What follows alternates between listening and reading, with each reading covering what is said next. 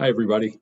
This is Bill Ikest, Patient-Friendly Bill, PFB, with Nemadji. I just wanted to take a few minutes to wish everybody a happy holiday season. Merry Christmas, Happy Hanukkah. It's been a heck of a year, and just wanted the opportunity to spread a little holiday cheer. So I had a kind of a holiday fireside chat with my friend Egusquiza, and it's coming up here next, and I hope you'll take a little time to watch it. Might learn a thing or two, might get a laugh or chuckle or two, but feel free to share any of your favorite holiday memories or favorite holiday songs. Okay. I hope to see you really soon. I miss you a lot. Everybody take care and stay well.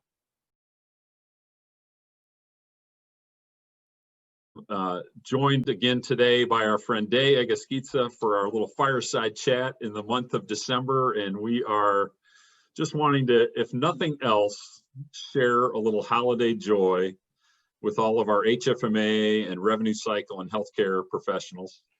We've got to keep it in perspective. We've got to keep things light. We've got to have some humor in what we do. And I don't know about you, Dave, but this is my favorite time of the year. Absolutely. Absolutely. My Christmas is the time we celebrate that family. We celebrate the joy of giving, of sharing. Yeah, it's my favorite.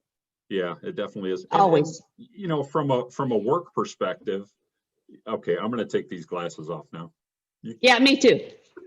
We love it. We love it. Wait a minute. I have to fix something. And wait a minute with the Christmas spirit. Oh, Merry Christmas. Merry Christmas. Those are slippers? There's my stamp. Those are my Christmas slippers, and you can't see them, so I have to bring them up. Oh, I love it. And I think you're wearing another special shirt today. Show us what your shirt says. I did. This is, now remember, I'm in Idaho, but that doesn't matter. This is my Christmas shirt here. If it's snowing, I'm not going. There we go, right there. There you go. Okay. You know, there is humor in everything. We've had and my cutesy little Christmas bow. Oh, yeah, there we go. Yeah, you look like you're ready to go. It looks like Santa should just be off to your right or left somewhere, getting ready to move. That's true. That's true. Love it. Yes. Love it. You know, I was going to say that from a business perspective, I used to look forward to this time of year to just travel around and see some clients and bring some gifts or whatever. You know, a lot of hospitals are real particular about being able to receive gifts, but we would often drop off bagels or cookies or chocolates or whatever it might be, and yeah, we can't do any of that this year. So that part I really miss, and I know you do too. Yeah, sometimes now we just send personal notes, and if you can, I think it's great that Bill. This is Bill's idea to do these firesides, to reach out, and Bill, you're doing things through your HFMA Georgia chapter, and I love all that because it's just another way to say we're still here. Our huge HFMA family, we're still here.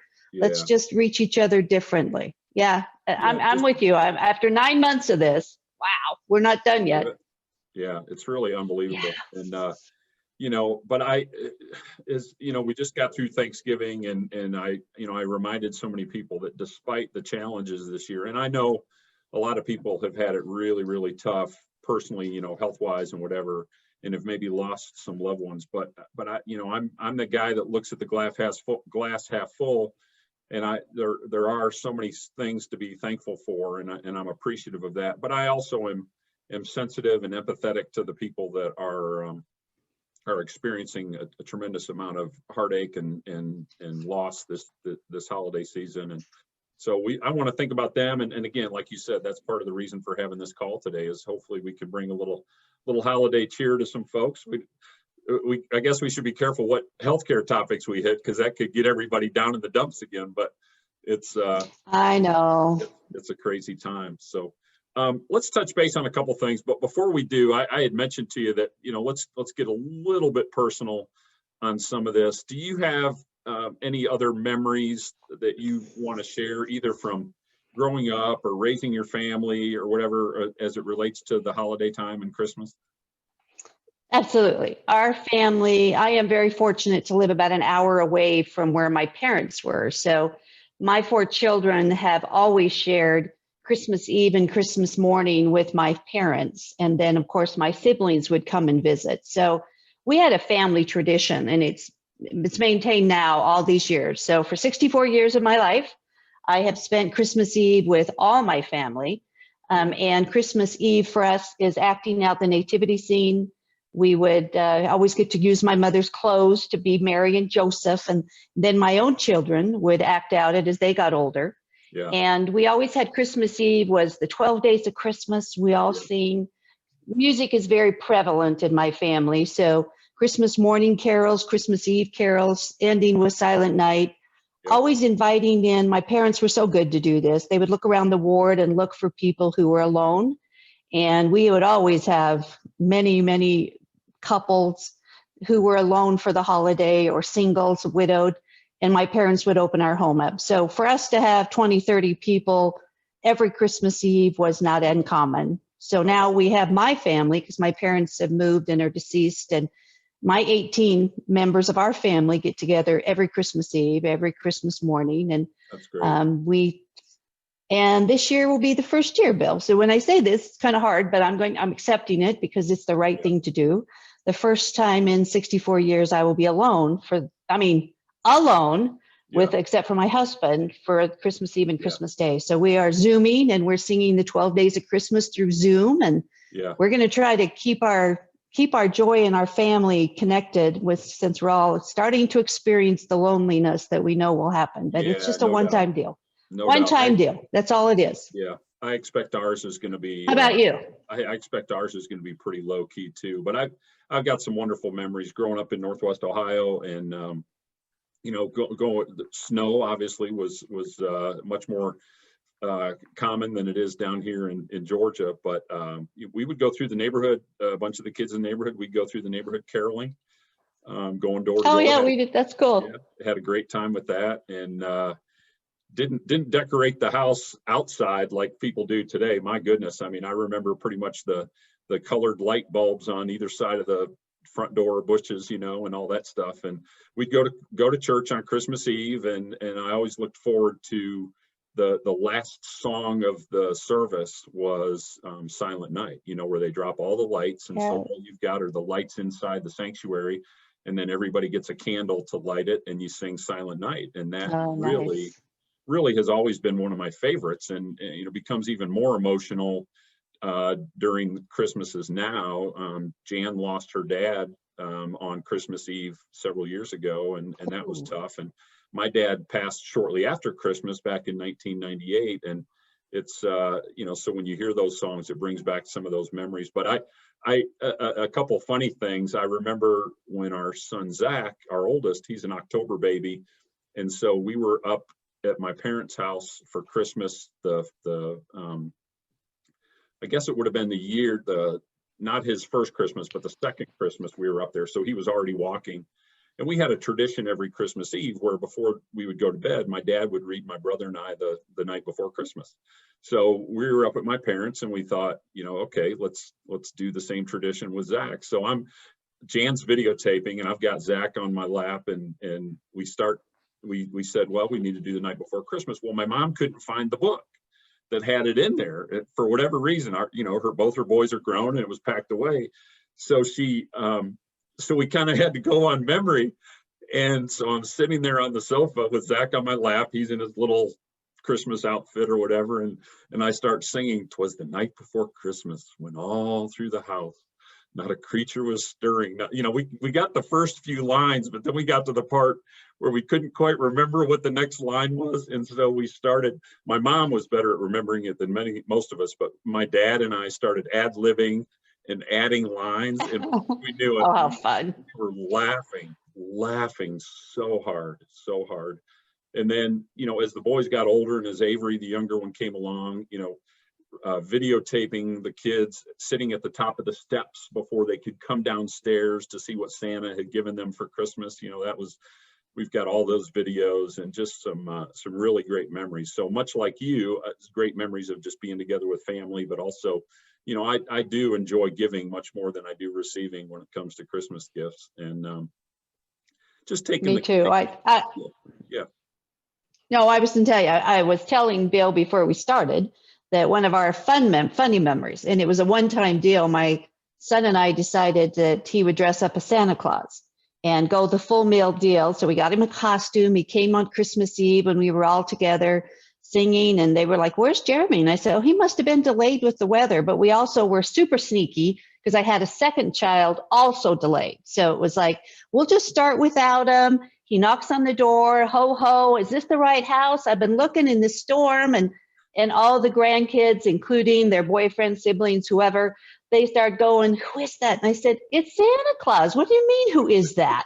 So they are so trying to guess it. So he sits down, has his bag of goodies, makes him sit on his lap, tell him what he wants for, he's got an 18-year-old sitting on his lap, telling him what he wants.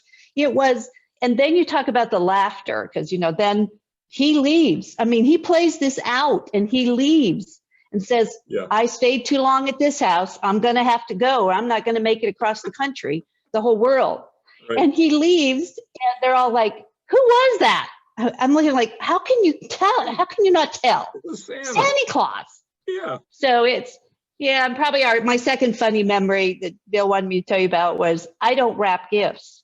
So the standing joke in our family is every year, for how many years, I have been creative in finding ways to give gifts without wrapping them. Really? So I'll find a box, I'll get a box and shove newspapers in it, and then hide gifts and tape them to things. So you have to dig through the paper to find your gifts. Or a box inside a box inside a box. Yeah. And for 18 people, so I go to the liquor store one year and I don't drink, and I got all kinds of liquor bottle sacks and boxes, and they'd be opening a liquor sack with socks in it. I mean, the kids will tell you that mom would do anything rather than wrap a gift. And then, of course, the sacks came around and but now they're a little more creative. But right.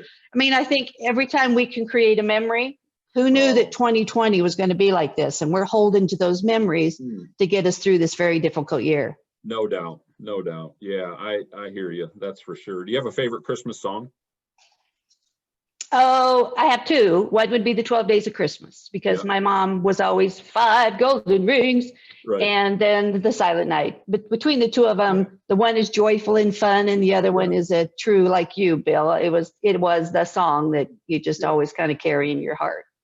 You remember Andy Williams? I loved Andy Williams, the most wonderful time of the year. It's the most wonderful time of the year. Yeah. And last night I was watching Christmas shows, and I haven't been home to watch Christmas shows. Right. So this year is giving me that opportunity. Yeah. And I mean, I'm watching Christmas shows, and some of them are doing the old tear thing, and I'm going, this feels good in my heart. Here's another silver lining of being home. I'm watching something that I raised my children with, but I haven't taken the time to watch. There we go. I'm watching, and I love them. Yeah. I've got adult friends, including myself, who still enjoy watching the old Rudolph with bird eyes. In a heartbeat. As the snowman. In a heartbeat. And, just some really, really great. And the Charlie Brown Christmas, that show. And just some great shows. So. Sorry, my eyes itching. I guess we should talk a little bit about just stuff going on in healthcare. So we've kind of sort of got the election behind us. We'll see what ends up happening with all that. But it's people are moving forward and accepting things, I guess, for right now, for as they are. Most people are anyway. But it's we still have a lot of things as it relates to our industry. Obviously, big news is still COVID is a big part of what's going on. Where everybody's hopeful that there will be a vaccine here very soon, but for people like you and me, it could be a little while, obviously, before we have access to that vaccine. But I'm hoping it lives up to the hype. I'm hoping that it really helps to curtail this and get this thing under control. But there's talk about what's going to happen now going forward with what the Obama administration brought in as Obamacare that Trump was so against and wanted to change. Will Biden, assuming that he is sworn in January, will he keep it in place, or will he enhance it and add to it? It's just there's still a lot of uncertainty, I think, as we go into the new year. Any particular topics or issues that have been hot on your mind here lately related to the industry? Yeah, we have probably one of the big ones is, as much as COVID is taking over again, we still have payers changing things, including CMS. And so I think probably the biggest change we're going to see is January 1st, the physician E&M leveling system, their office visit criteria is now changed the first time since 1995. This is, as much as it's hyped as we're going to give more time for the doctors to be with their patients so they don't have to chart so much. That sounds good. And then you read the second paragraph that says budget neutrality. Oh, I forgot the first paragraph, and we're going to pay him more. It's going to be more simplistic, and we're going to pay him more. Anytime, 40 years of doing this, I get a little skeptical because then the next statement is, well, is it budget neutral? What does budget neutral mean? To give one group money, you must take it away from another group. It's just exactly what they did. This week, we got the final word. The primary care doctors will get about a 10% increase in those office visits. Any proceduralist lost about, well, some of them are up to 17% hits. In the middle of the pandemic, where our practices are already taking hits, virtual care does not pay as much as an office visit. So that's huge. And we're we're getting our education together. We have a free webinar on the 17th with Compliance 360. There's tons of audit. I mean, that's big. You don't get much bigger in a physician world than to change their E&M leveling system. Yeah. Time-based, how do you chart time correctly? I mean, it's going to be a handful. I think maybe 5 years from now, they will have worked out the bugs. But I think when you look at budget neutrality, you can hype that all these doctors got paid what they deserve for the first time, and then you finish your sentence, except the specialists took big hits. Yeah. And, you can have your own opinion about that. If you're a primary care doc, you may be saying it's about time. Right. And that's probably true. Right. But in the middle of this, you're going to change the absolute basics of what we do. So we're gearing up with our education. We're going to launch it in the info line next week. But all these hospitals that own practices, 67% of physicians are now employed by hospitals. You better get your A game on, because if you think United is going to sit back and go, hey, you can have a level 4, your bell curve showed it was belling at 3, but now with the new, you're belling at 4. Oh, those patients are just sicker. No, it's a new leveling system.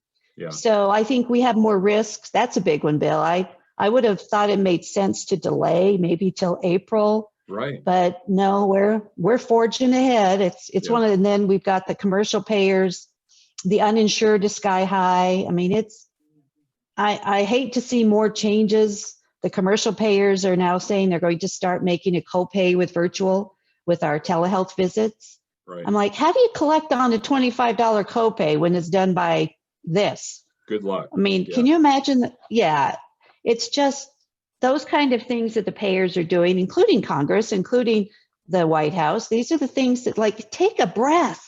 Yeah. Come on, we're not done yet. In fact, we're in the worst of the worst, but it was issued as final regs this week. So we're going. Yeah. And the loss of the inpatient onlys, huge hit to hospitals, inpatient surgeries, came out final, Monday? These are huge financial hits. So I think hospitals, as much as you're just suffering every day to get through it, in the meantime, big hits are coming, and they're January 1st for the E&M and the January 1st date for some more loss of the inpatient only, with the rollout to lose it completely within another 2 years. Big deals, Bill. So as if they didn't have a hard enough financial impact this year, they've got additional issues to look forward to coming into 2021, which is really tough. You mentioned the uninsured, and that's an area where we really try to help to find coverage for accounts or patients that maybe didn't already have it. And but as the uninsured population is growing, that state budgets are impacted, and Medicaid in those states are likely gonna take some kind of a haircut as far as the funds that are available to reimburse on Medicaid claims. So it's really a perfect storm, unfortunately, of a lot of things coming together that I think are like you said, are going to continue to adversely impact hospitals' bottom lines. And boy, oh boy, they've been pushed to the brink in a lot of ways. Both and when you talk, Bill, when you talked about the Affordable Care Act and the Congress and the current White House, you have to remember it gave us the exchanges, which is, it's called the special enrollment period. Please study that, everybody in the country. It's available for anybody who lost their insurance through a change of job, a loss of job. It can be done anytime. In fact, out on our webpage, I wrote a 4-part series on how to use the exchange, and every hospital financial department counselor, when Bill's talking about cuts in Medicaid, at least the exchanges has federal funding. So there's some matching. So when a patient lost their insurance, you can look at Medicaid expanded or the exchange, because the exchange is meant as a bridge until they could get hopefully their job back or a new job. And we don't seem to be using that in healthcare the way we should. And it's a gift. I mean, they can get help with their premiums. Sure. I talk to it, I speak to it, I write about it all the time, because it seems like we have very few hospitals even tapping into it to help our patients. Yeah. And they should. It's not hard. I've done it many times on the web page. Sure. Price transparency is coming January 1st. We've talked about that in the past. You know, it's just it'll be interesting to see what impact that has on everything and whatnot. But when are you thinking you're going to come out with your next info line? Actually, it's next week. We're going to be doing this. All the stuff I'm sharing with you right now, we're putting in it. As long as just a lot of hot updates. But yeah, it's next week. So we will be speaking to both of these big changes. Transparency, it's like, again, did we have to do that January 1st too? I mean, those things are delayed, but it's United is always our friend, doing crazy things with their lab codes. So we'll try to get all of it in the info line. A little bit of a victory till April. With a little with delaying till April, delaying the lab coding till April. We'll see. Hopefully, I think they're hoping. I think they're hoping we'll all forget. I sent you that. This is me being a tad bit cynical. I sent you that article on what they project the revenues to be in 2021, and I'm thinking, oh gosh, how much of that revenue is going to go back to hospitals? You know, so anyway, yeah, I'm sure they're going to approve things. This is the holiday season. We're trying to spread joy. We're not trying to. We're trying. Not trying to throw any payers under the bus, but. Just one. Just one. Okay, this is my joyful Christmas. That's it. This is us getting back cheerful. Okay. Oh gosh.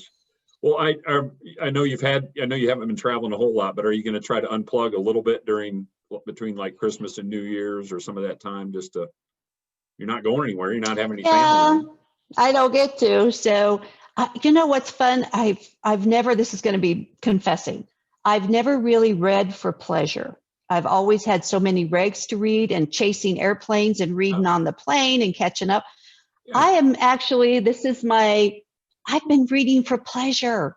It's amazing how I love murder mysteries. So there you go, everybody. There's my, look at what I've done. I've actually discovered I love to read, but I've never given myself permission to read for fun. And so I do fiction, now. More fiction there we go. Than nonfiction. Then you prefer more fiction. Oh yeah. All I have to do is turn on my computer for nonfiction. I'm going for fiction. I don't need to look at the other else. Maybe you can start Days Book Club. There we go, Bill. Maybe next time we'll have to do a book review. There you go. Recommend a new book every month. So. Oh, that's just too funny. That's great. Way too. Yes. That's great. So what are you doing? Yeah. Between, I am you doing anything abnormal? Yeah, I'm taking the week between Christmas and New Year's off just because of the way the days fall. But I'm still always plugged in or whatnot. But we're got our youngest son graduating from college next week, so we're excited about that. And we're gonna have all 4 of us under one roof for Christmas. So we're looking forward to that. And unfortunately, not having any family come into town. Jan's mom lives close, so we'll see her, I'm sure. But I miss my my relatives terribly. My mom and my brother are up in Ohio, and we talk all the time. We thought mom was going to come down for the graduation, and she needs to postpone that, she said, because of everything going on. But really anxious in 2021. The sooner we can get up there, the better. But going to enjoy the holidays, be surrounded by immediate family and lots of Christmas decorations. I'm sure we'll be singing some songs and watching some movies. But we have a lot of, unfortunately, Bill, my family's being hit heavily right now with COVID, our extended family. So we're spending an awful lot of time in prayer and thinking, wishing people would understand how easy it is to stop this spread. But folks who are at risk, I'm like you, Bill, I'll be one of the last ones immunized because thank gosh, I don't have any underlying medical issues. Yeah. But what did they say? 2 2/3 of the country does. But you And you unfortunately, told me, some of our family do. yeah, you told me recently about a friend that you did that, or someone you knew that didn't have any underlying conditions, who got hit pretty hard and And unfortunately passed. That's he did, 64. Unfortunately, he was rather foolish and went to a big wedding in California, came back and got immediately sick. Was in the hospital for a couple weeks, yeah. And he's my husband's bosses. They know him. We know him well. Yeah. And he told the family, we're told that he was COVID free, which was a little misleading because they were all celebrating that he was going to get well. What they failed was that his organs, his systems just couldn't survive. And 4 days later, he passed with no medical issue. He was healthy as a horse. And, you just reflect on that and go. And then I have many family who have not done foolish, what I consider foolish, reckless behavior, and they're still getting sick. Yeah. So it's hard to watch. So I'm just praying that we'll all do some self-assessment during the holiday and see how easy it'll be to just think of we instead of I. Just think of we instead of I, and this could get better. Oh gosh, no doubt, no doubt. Well, let's finish on a little more positive note. I wish you and your family. I wish you and your family a very healthy and Merry Christmas. You're a gift for me, Day. Just throughout the year. I love your friendship. I appreciate your friendship so much, and I'm saving up a hug for you. I look forward to seeing you. Yeah, me too. I look forward to seeing you sooner. You as well. But yeah. Well, and I will wish you as well, Bill, because you are without a doubt and I know everybody knows this, but whenever Bill's around, you feel the love. And doesn't matter where I am, any part of the country, Bill's there, I feel the love. So any of us who know that HFMA is our family, we are thrilled that we get to share this way, but soon. Count me in the summer and spring. There you go. I'll be on a plane. I'll be headed. Just let me get vaccinated first, and then I'm headed your way. There you go. And you mentioned it, but I would probably say to people, if make sure if you do have some downtime over the holidays and it's a staycation and you're at home just hanging out, do try to connect with some of your friends in the industry. I'm sure they'd love to hear from you, and it would certainly fill my bucket to talk to people and share some holiday stories or whatever. So I wish you all the best. Always great to talk to you. And as Santa would say, Merry Christmas to all, and to all a good night. Good night. Bye. Merry Christmas. Merry Christmas, Mr. Bill. Thanks so much. Hi to Darrell. Bye-bye. Bye.